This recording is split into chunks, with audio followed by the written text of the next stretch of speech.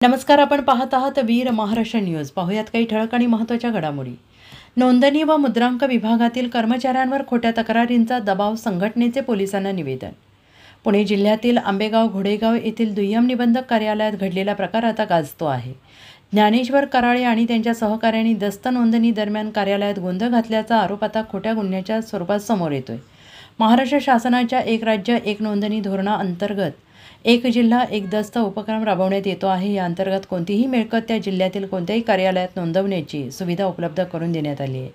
मात्र 8 जून 2025 रोजी ज्ञानेश्वर कराळे यांच्यासोबत आलेल्या महिलेने दुय्यम निबंधक श्री वाव्हळ यांच्या विरोधात खोटा गुन्हा दाखल केला। त्रुटी पूर्ण न करता जबरदस्तीने दस्त नोंदवण्याचा प्रयत्न करताना विरोध केला म्हणून ही कारवाई केली असा आरोप संघटनेने निवेदनात केला आहे।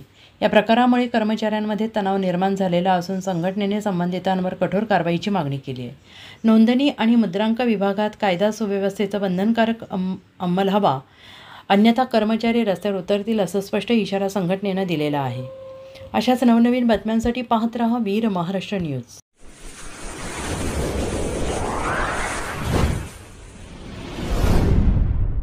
वीर महाराष्ट्र न्यूज चॅनलला लाईक आणि सबस्क्राइब करा। धन्यवाद।